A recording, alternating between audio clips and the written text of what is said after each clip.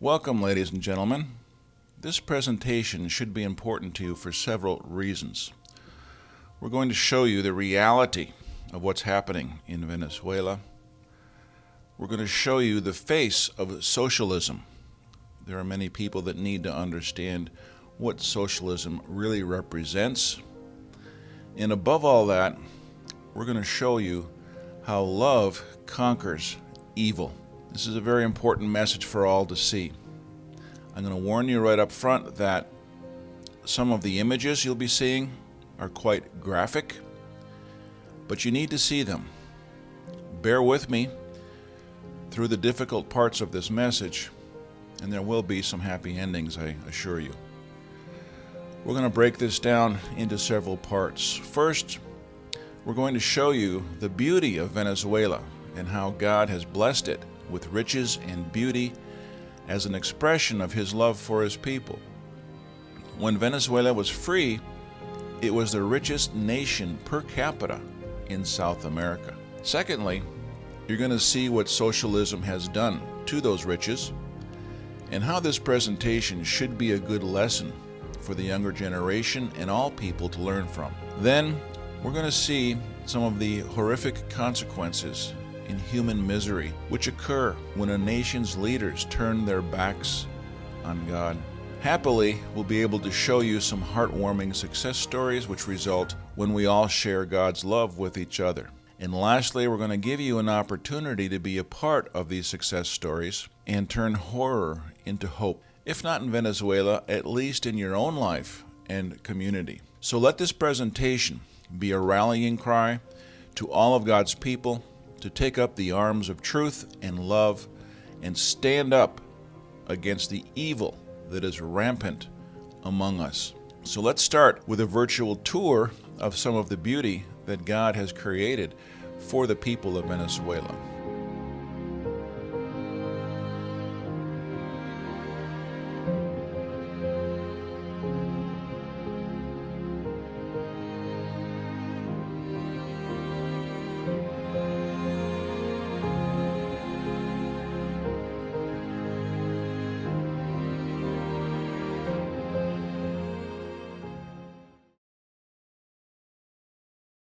So now let's look at how wonderful socialism works in Venezuela. Here's a shot of a workshop sponsored by the state, which they called the maximum efficiency of socialism. State-run companies building the new economic order.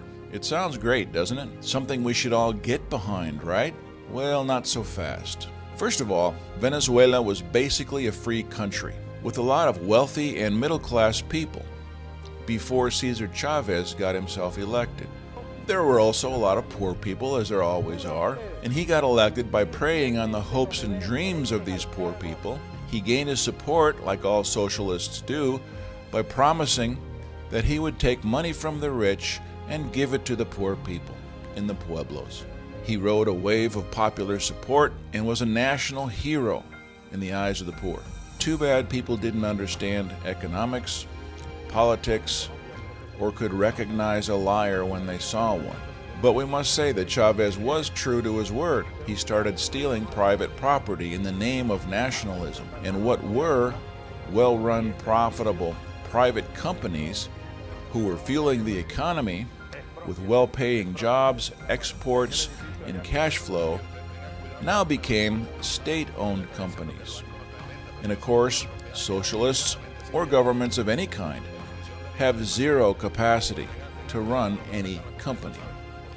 What they do is basically find out where the money is, they go grab it in any way that they can for themselves, they give a little bit to distribute to their political base to maintain their support, and then the money is gone from the companies, which are so poorly managed, they are driven into the ground and into oblivion.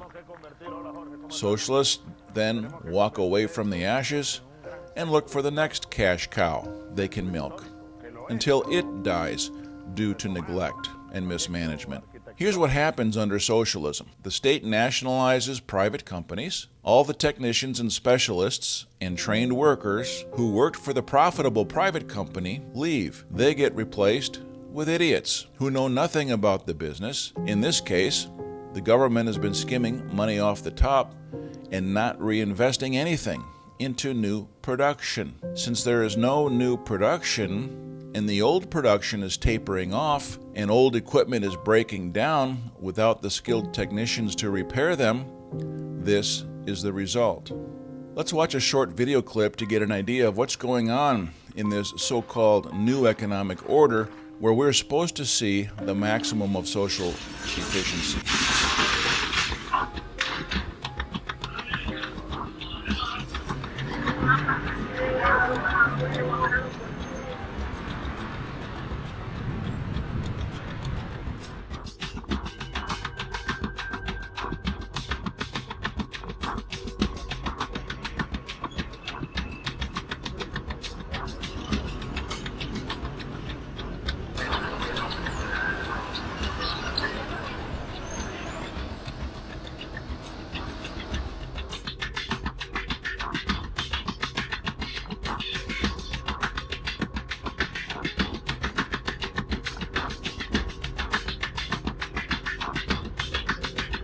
Anuncio el aumento del 40% del salario mínimo nacional y de todas las tablas salariales a nivel nacional de maestros. So here's the current president, Nicolas Maduro, who was handpicked by Cesar Chavez before he died in 2013. What are his qualifications to be president of Venezuela? Well, for one thing, he was previously a bus driver. Does that help? But at least the bus driver is now a rich bus driver, even though his people can't eat. Socialists don't have a merit system. They just get appointed by cronies, usually because they are known bagmen. Here, you just heard him talking about this wonderful mandate he was going to pass into law, which was going to solve people's problems. This new law was a mandate to increase the minimum salary by 40%. Wonderful for the people, right? The fact is, it's a meaningless ploy to gain political support. As you can see, the wage increase amounts to nothing. An average salary in Venezuela is 248,510 bolivars, the equivalent of $2.20. With additional food stamps of 549,000 bolivars, an additional $5.49, the salary is barely equivalent to $8. The income situation in Venezuela is so poor that a person earning a minimum wage can only buy about 6% of the most basic necessities to live. Here's a post from Patrick Gillespie on Instagram showing us how much money it takes to buy a bottle of water. He says it takes 1,200 bolivars, which was worth about $1 a year ago. Today it's worth less than a penny. People are hoarding large stacks of cash just to make minimal purchases.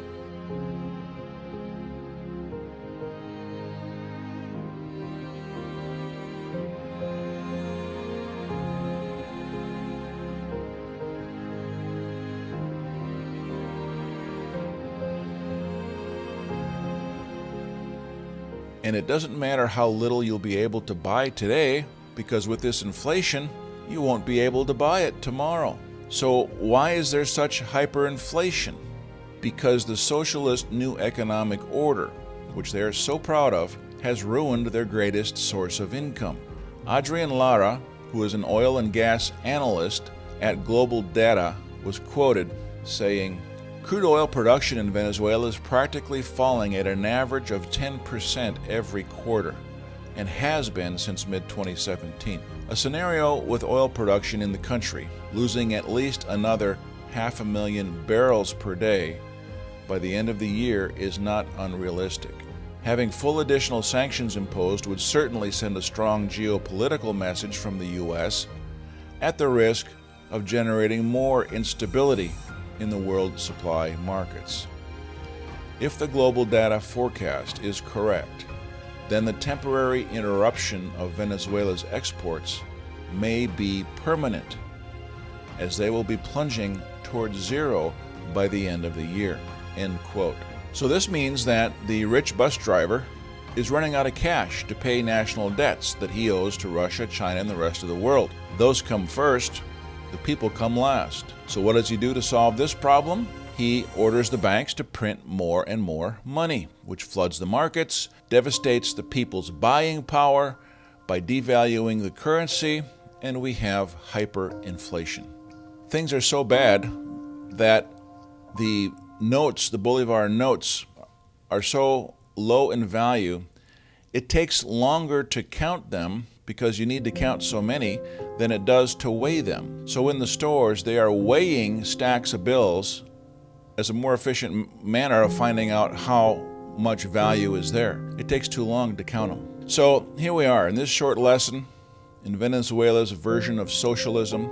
Isn't socialism brilliant? This is what socialists never understand. Anything that has to do with economics is just beyond their comprehension. And in their attempts to make the uneducated people feel good to keep their political support, they only make matters worse for everybody. So now, let's move on to part 3. Take a look at how these policies are creating real human suffering. We need to see this.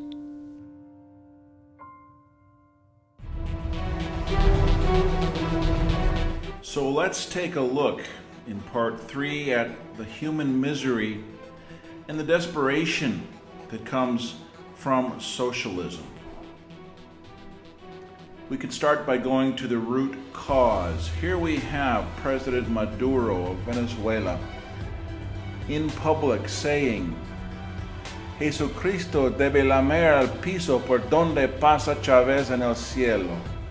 In English, he's saying, Jesus Christ should lick the floor where Chavez walks in heaven. Let that sink in just a little bit. Here's the Minister of Education, Elias Hawa, saying, Jesus Christ should come to a full stop in front of Comandante Chavez, who is an example to follow. Really? Jesus should use Chavez as an example to follow?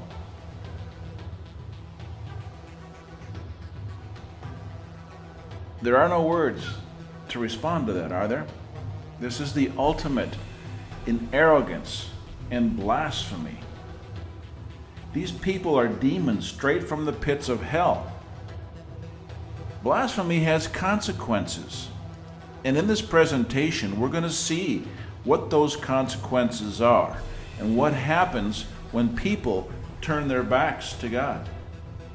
And yes, the people of Venezuela who still support this government and think that somehow the lie of socialism is the answer to their problems.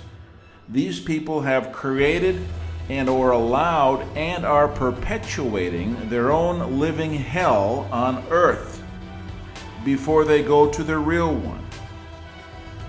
They're all suffering from the problem they created for themselves. Of course, I'm speaking generally about the collective political environment and not for all the good people who have to suffer along with the perpetrators. Sadly, the good people are typically the silent majority. Those who speak out, what happens to them? They get killed. Government security forces in Venezuela carry out unjustified killings without any apparent consequences. As the rule of law is virtually absent in the country, this is according to a new report by the United Nations. The UN Human Rights Office called on the government to bring perpetrators to justice and said it was sending a report to the International Criminal Court, whose prosecutor opened a preliminary investigation in February. The report published on Friday cited credible, shocking accounts of extrajudicial killings of young men during, quote, crime-fighting operations, unquote. What crimes, might I ask? Speaking out against the state? So these crime-fighting operations go on in poor neighborhoods. They're conducted without arrest warrants or any judicial paperwork to support their activity, security forces would tamper with the scene so that there appeared to have been an exchange of fire, and the security forces were defending themselves. It was a setup. They go out and kill people and get away with it. Quote, the failure to hold security forces accountable for such serious human rights violations suggests that the rule of law is virtually absent in Venezuela, unquote, from Zaid Ra'ad al-Hassin, the UN High Commissioner for Human Rights. Quote, the impunity must end, unquote. So if you don't get killed in the streets or in your own neighborhood for simply speaking out or demonstrating peacefully against crimes the government is committing, then here's what you can expect if you're just an average citizen. How would you like to be taking a walk to the supermarket just to see if they had anything to buy, just on the chance that you had any money, and you had to deal with these scenes in your own neighborhood, just walking down the street? You know, sure, there have always been poor people all over the world. Always has been, always will be. The fact of the matter is that in Venezuela, those who have money are leaving, and the rest who are there, who have been middle class, are now being reduced to absolute poverty. I mean, even third world countries have an educated middle class. In Venezuela, those who have money, they're already gone. And that just makes the problem worse in the economy. All right, they are the engine of the economy. We found a girl in the garbage dump, pulled her out, tried to help her. These were the shoes she was wearing. This is indicative.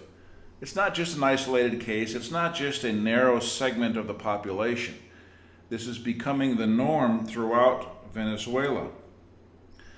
This is the border of Colombia. People are trying desperately to escape, to save their lives. Those who have any money at all are trying desperately just to get out. And it's a matter of life and death. Here's Adrian. When we found him, he was so malnourished, doctors feared that his organs were close to failure.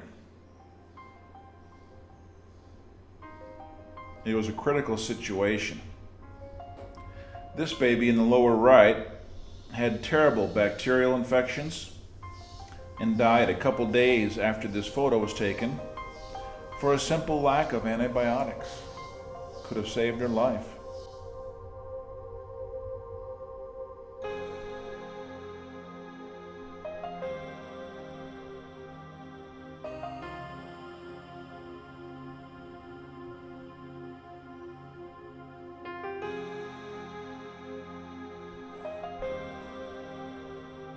This is Ruperta.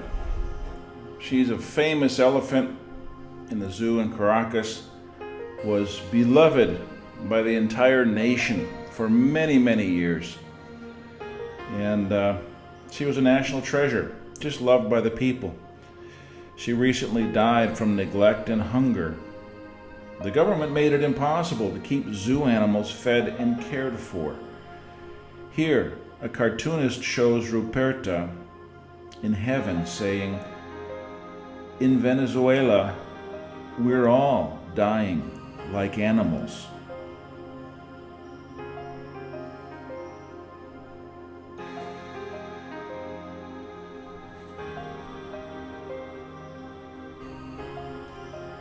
These sights are now normal in the streets.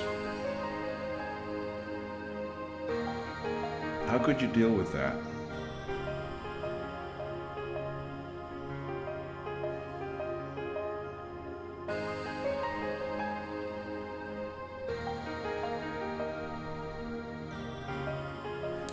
People who can't feed their pets tie them to a tree and abandon them in the hopes that they will die a quicker and less painful death when packs of rabid dogs come along and maul them to death. They feel this is more merciful than letting them wander the streets, dying of sickness and starvation. What happens is the dogs which are tied to a tree end up getting attacked. They almost always, inevitably, have their ears ripped off in the fighting. Here's a case where one poor creature was terribly mauled, and I'm happy to say that she was taken care of and is on her way to recovery. You'll see some examples of that here shortly. Terribly, terribly sad cases, and we come across a number of these cases where dogs simply are tied to a tree and they're found with terrible infections in their head. You'll see from these fights from the rabid dogs, packs of dogs that come along to maul them. The government's not able to buy spare tires or spare parts for the buses and the public transportation, so there is no public transportation. And you can see here, this is typically what the people have to resort to if and when they can find a ride. Many of these private trucks are making the rounds to try to compensate for the lack of public transportation. Here's a man who literally died in the street. Simply laid down and died. You can see the onlookers gawking. People are dying in the streets, and the government has just passed a law making it illegal for anybody to talk about people starving to death. You can't talk about it, or you go to prison. You can only talk about malnutrition. How is that? And if you're wondering if those stories are true about people eating the dogs in the street, this will verify that those stories are correct. People are not only eating the dogs for the meat, but this has also turned into a business. The economy is so bad, people have found that they can go out and make some kind of money to buy something by selling dog meat in the streets.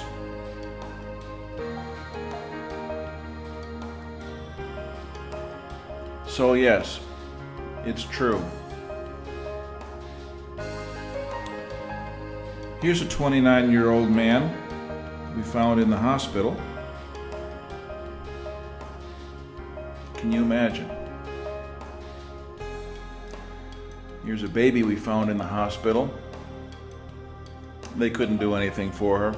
She died a couple days later. Just malnourished, and the hospital has nothing really to help her with.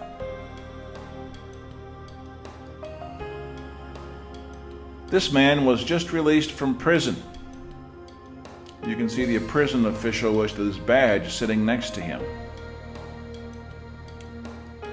What was his crime? He made a post on Facebook which was critical of the demons in government and the crimes they were committing. Who could blame him? Maduro could. And this is how this man came out of prison. Now people, this is not Auschwitz in 1945. This is socialism today in 2018. Modern day society. Could anyone ever have imagined that these situations exist? Is anybody paying attention out there? Where is the media? Why isn't the media bringing this to the attention of the world to create the uproar that should be going on to bring this to an end?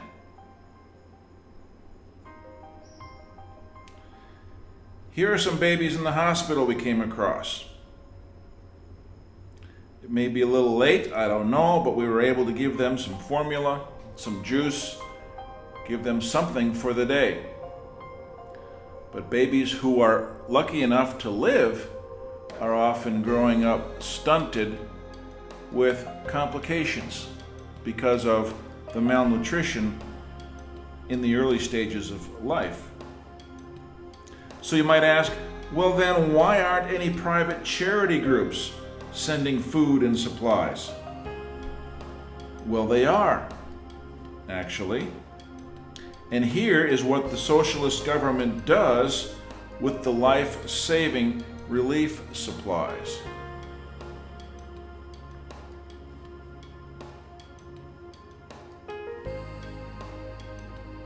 People are dying in the streets of hunger, and this is what the government does with relief supplies.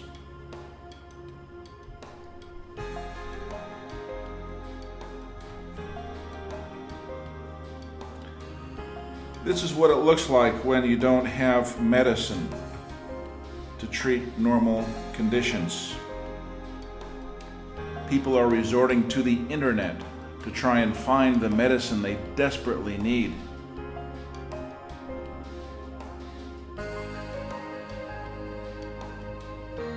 Here's a woman with terminal cancer on her deathbed.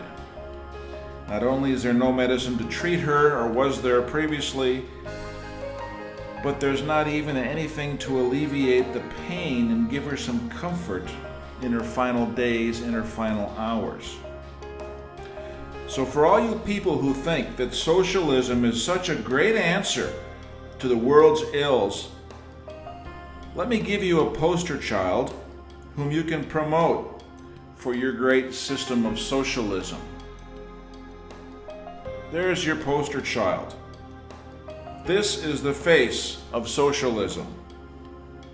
You young people and others who have bought into the lie that socialism is the answer, you need to wake up and get a clue. Anyone who promoted socialistic ideas is completely ignorant of history, of economics, of political systems, and how prosperity is created. When you steal from the rich to give to the poor, all you do is you make everyone poor. So you socialists, put down your marching banners and pick up some books, and please get a clue.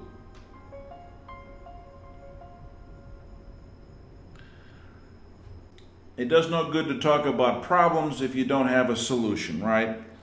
So let's look at how we fight evil with love and bring some joy where there's only sadness and despair, shall we?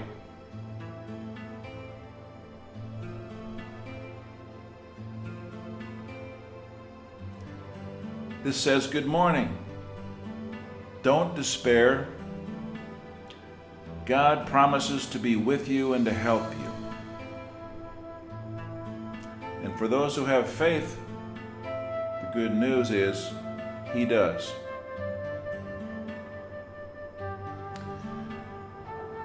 This story started off when I met Alexander. Alexander is from Venezuela. He was in Panama looking for work to make money to send back to his family. I was very fortunate to find him, or he found me, and he was my groundskeeper, my housekeeper, the caretaker for my 5 dogs, and I've never known a more intelligent, more diligent, more respectful person to work with than what I found in Alexander. He's a very special individual. Here he is getting kisses from one of my guys, Reagan. Reagan is a story in herself. I rescued her 3 times off the road. All my 5 guys are rescues. And starting from when I found her, very timid and afraid of humans, now she cannot give or get enough kisses. She is just a lover girl. All right, so he had a lot of fun with my dogs. He's a dog lover himself, as you'll see. So after 6 months with me, Alexander went back for a short visit to see his family. And he intended to come back and resume his work to make a living to support his family. But there was a big problem. Panama had just changed its immigration policy because too many Venezuelans were coming into the country. And so he couldn't get back in. He was now stuck in Venezuela. It appeared to be a complete disaster for him and his family, an ill-fated decision to go back. All of a sudden, he had no means of support for his family, and in those conditions, you can only imagine. He kept sending me these horrific photos with stories behind each one, and it was really quite depressing. So there was only one answer. Several years prior, I had started a foundation in Panama to deal with the poor people in Panama in a number of ways, mainly on an educational level, because there was so much lacking. Young kids who did not have mentors, did not have proper teachers, did not have proper values or ethics. And so with PCF and the situation that Alexander was in, it took a while, but all of a sudden the light bulb went on and the answer was quite clear. This was all part of God's plan. Alexander was going to plant the PCF flag in Venezuela and be our point man, providing what little aid we could muster to get to the people there who so desperately needed it. Okay? We started with the poor, desperate animals in the streets. We gave a couple of vets that we're working with who pretty much volunteer their time, and they work on a lot of the animals that we come across. We give them supplies, and we help them out with what little bit of cash that we can to try and take care of some of these problems. This particular dog, Alexander found, it had a heavy gauge wire that came up from under his jaw into his mouth and was scratching the roof of his mouth, and the dog couldn't get it out. In that condition, the dog was unable to close his mouth and certainly would have died a very, very miserable death had he not been found and helped. Thankfully, his surgery was successful. I've got a number of photos on that. You wouldn't be interested to see it. And with the supplies, with the help, with the support that we're giving these vets, here's one example that now this happy fella is living with Alexander and is living a very, very happy life. He's now the happiest dog you could imagine, living with a pack of other rescues that Alexander is now caring for. Okay, rabies is a big problem. All right, we try to bring the vets rabies medicine when we can find it, and that's a big catch. The problem isn't only having the money to do something. Even if you have the money, it's difficult to find things in Venezuela because the economy is so disrupted. Products that normally go en route to the store often get diverted into the black market where the sellers can get higher prices and the stores end up with nothing. Anyway, rabies is a problem we're trying to deal with there. This is Abril. Abril is Spanish for April. Abril is a pit bull found abandoned and tied up. As I mentioned before, she had both of her ears ripped off in street fights. The wounds were badly infected, full of worms, maggots, you name it. And she was clearly on a downward trajectory. She was in bad shape. I've got loads of photos of Abril. She's had a very long and painful road to recovery, but the good news is that now the worst is behind her, and she's recovering nicely, getting back to a normal, happy life. And look at her, she's a beautiful girl. Here's Pancho. Pancho was found tied to a tree and abandoned. She had a huge hole in her leg, which of course was badly infected and getting worse. But she's now happy and healthy, thanks to some love and attention, which her angels apparently sent to her. Alexander started going to hospitals. The hospitals typically are full. They have no beds other than the ones which become available when other patients die. You see, the hospitals have no medicine, very little in the way of supplies or new equipment either. Alexander says the doctors are basically working with their fingernails. It's all they have.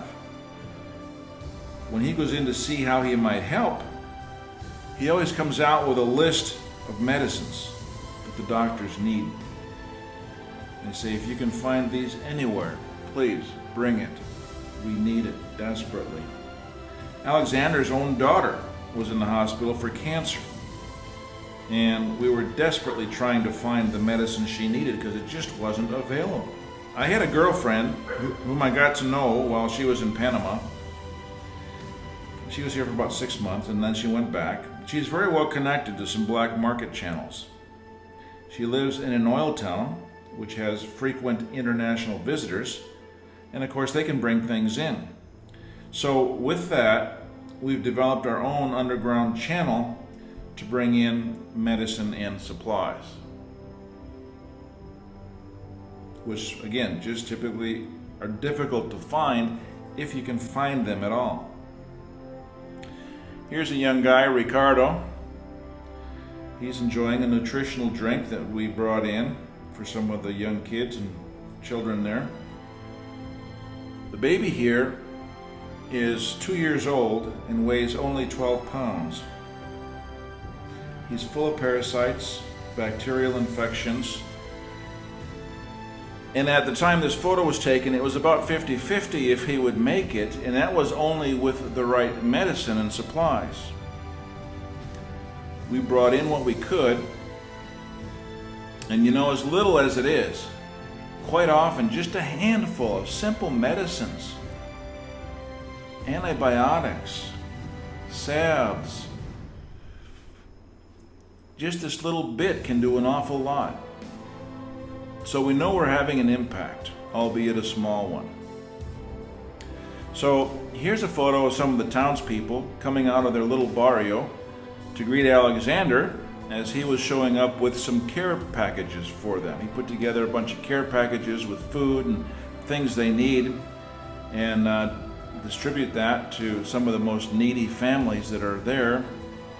He brings them basic things like rice, oatmeal, grains, cereal, and it's a real treat when he can bring some snacks or sweets and throw that in as well, because these things are considered luxuries which people just don't get when they're struggling for survival. Now here, this guy with the dogs, he didn't want anything for himself.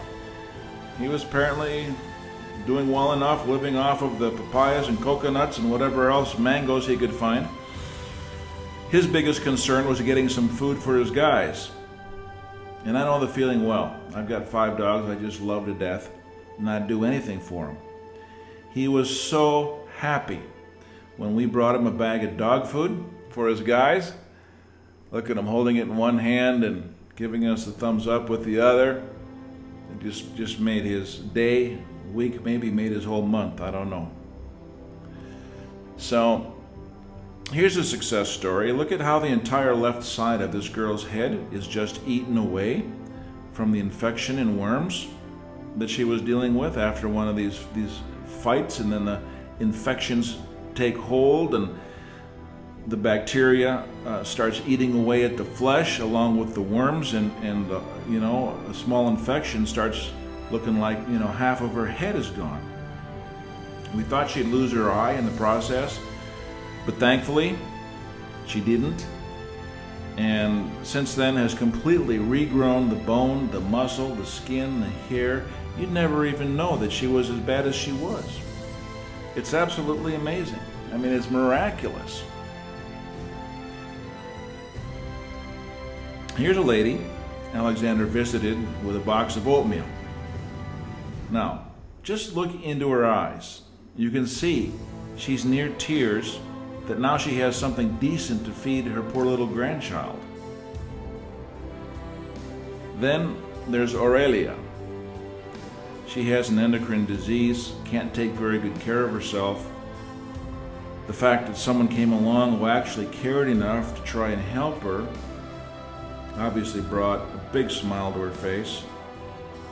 And Thomas hadn't eaten anything decent in so long.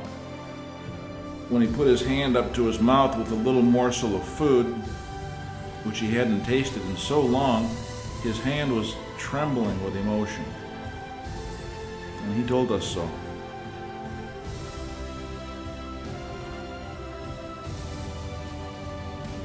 Now look at this poor girl on the street, in the photo on the left. Most people would see this badly swollen, parasite-infected creature on the street and turn the other way and run from her, right? I mean, isn't that a natural reaction? Well, instead of running away, why not move towards the poor girl, try to help her? Look at how she turned out, with just a little love and attention. Look at that love in those eyes. In the right. She's just a beautiful, loving girl. Just needed some help and attention. Then we come to Arturo. Arturo is Alexander's nephew, and you can see he's suffering from malnutrition. He insisted on taking a photo of his shoes, crying that his feet hurt because he was growing and his shoes were too small. His parents couldn't buy any new shoes. Then, when he got his care package, you've never seen a bigger smile, have you? Look at that smile. Now, I absolutely love this girl, Daisy. We found her abandoned, as we do so often, tied up to this old truck, just left to die. Thankfully, she hadn't been mauled yet. But upon bringing her back to a safe place, look at this look on her face and in her eyes. It's like she's saying, "Don't look at me or take any pictures. I know I'm too ugly. Don't look." Isn't that the look that she's giving you? It's like, don't look at me. She knows she's ugly. She doesn't want anyone to see her. You won't believe what she looks like now.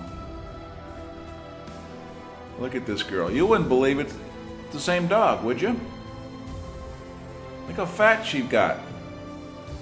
All her hair's back, ears are normal, got rid of the mange, big smile on her face. Amazing. That's the power of love, people. Love can take something ugly and make it beautiful. And that's what God does for us. That's what Jesus does for us. That's our takeaway lesson for today. Right? Now, you remember Adrian, little malnourished baby who was close to organ failure? I showed you a little while ago. Look what this formula of love and attention did for him. Look at that. Again, can you even believe it's the same kid? It is. Alexander's been watching the progress with these people from the beginning to the end. And he's a big part of the success, obviously, and seeing too the fact that they have what they need to accomplish this. All right? Here's one last example of how we can take a horror film and turn it into a holy miracle. Okay, look at this little dog. Look at upper right. The side of her head was completely open. She got bashed in the head by her owner, had a huge sore. When she was found, she was much worse than this picture depicts. She was, infected, maggots, dirty, horrible, horrible scene.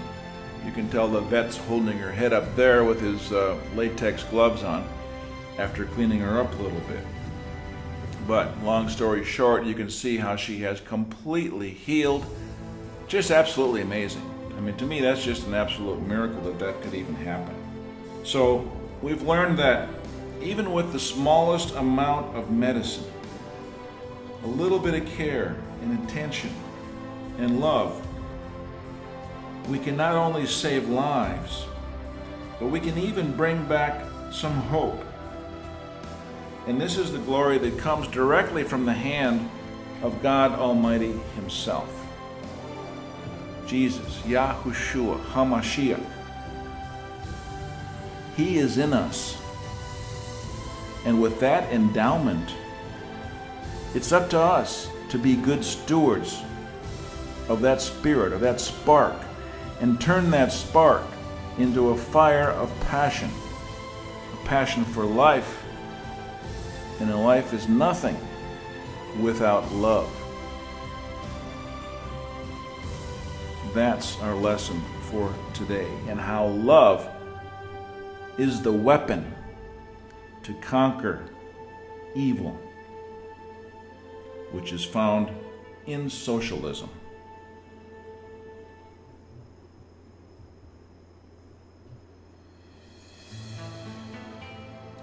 This says in Spanish, love is the ultimate expression. Let me leave you with that and some very important messages to follow, and we'll wrap it up.